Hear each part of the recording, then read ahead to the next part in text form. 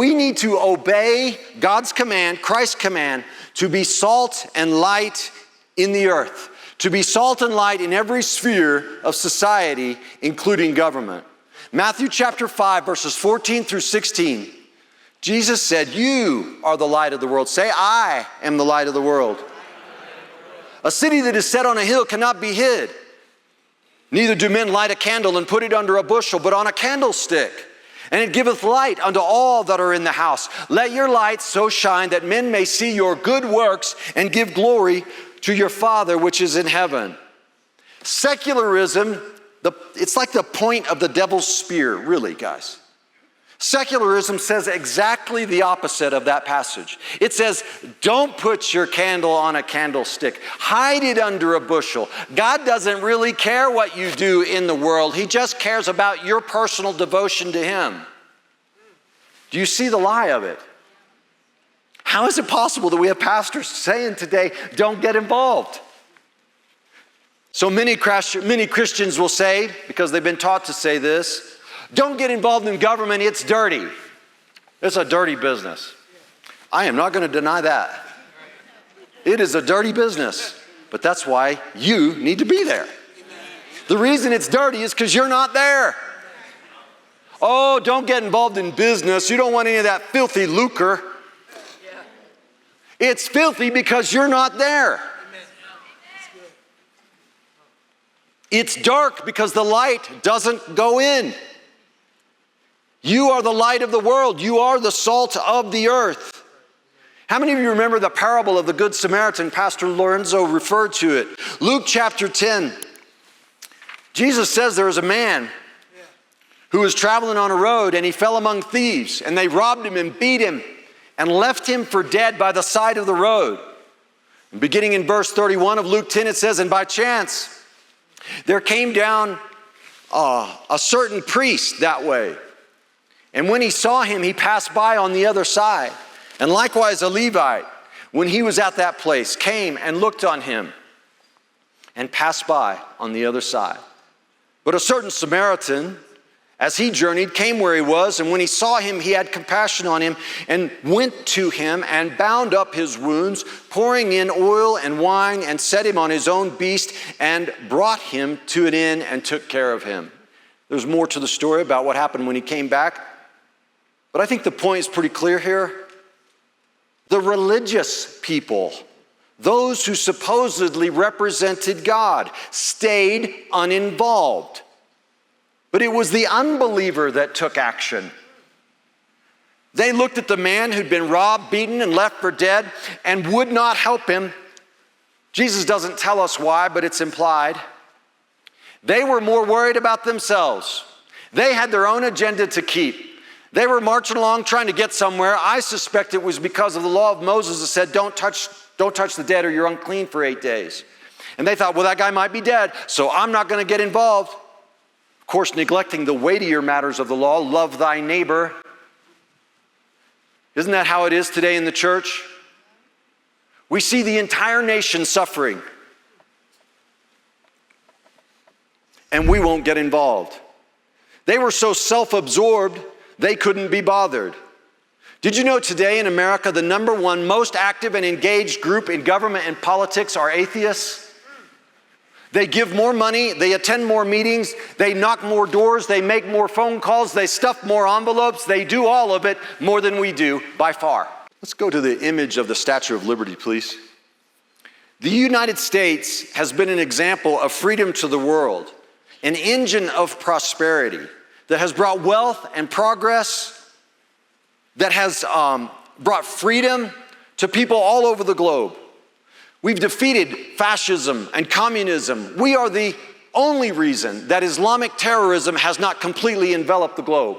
And there have been countless thousands, hundreds of thousands who have paid the ultimate price, the ultimate sacrifice to bring this freedom to the world. Jesus commanded us to go and teach all nations, guys. And my question for you today, is, if the church doesn't address these problems, who will?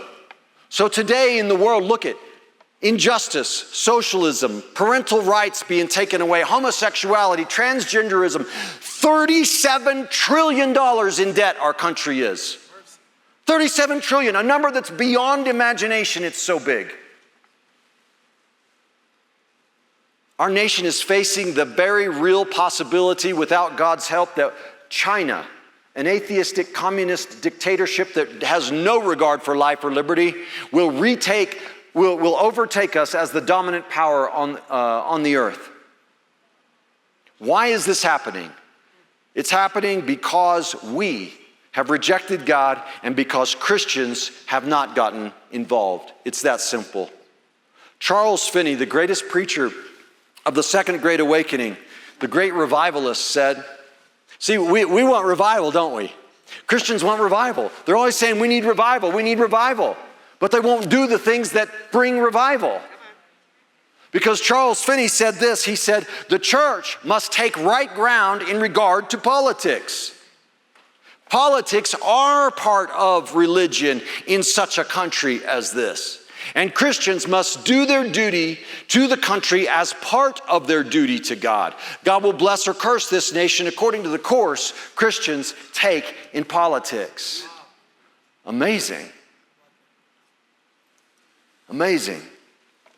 You see, what does he mean when he says a country such as this? A country where we are in charge. We're not in ancient Rome anymore. We're in a nation birthed by the hand of God, where God has given you a gift. He said, you be in charge. You be my regent. You be my king on the throne. You be my representative, and set up a land of the free and the home of the brave, so that people not only can be free, people can not only enjoy the blessings of liberty, the prosperity that comes from it, but they can also see what happens when a nation that is dedicated to God, to obedience to His word, what that looks like. And it's a city on a hill that they can aspire to, and they can strive for it. That's the way it used to be around the world. People used to look at that flag. They used to look at America, and to them, it was a Christian nation. The two things were synonymous. America and Christianity was the same thing. You go to Africa, and that's what they say. Oh, you're a Christian nation. They looked to us as the example. How can it be that we, the church, are sitting back now saying, I don't get involved in politics? It's an abdication of the throne is what it is. You're turning the throne over to the devil, just like Lorenzo said. We're so heavenly minded, we become of no earthly good. The Bible is 100% clear. When we reject God and His commandments, we will suffer for it. Cursing, poverty, death, sickness.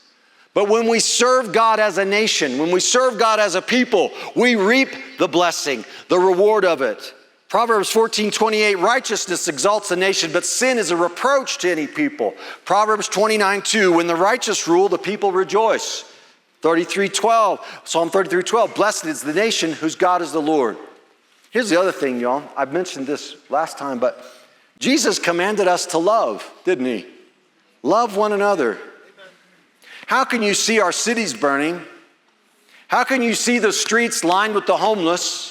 How can you see drug addiction taking over the country? How can you see inflation out of control? Do you know inflation robs people? Yes. You care about the poor? Do you care about inflation? These are real things that affect real human beings every single day.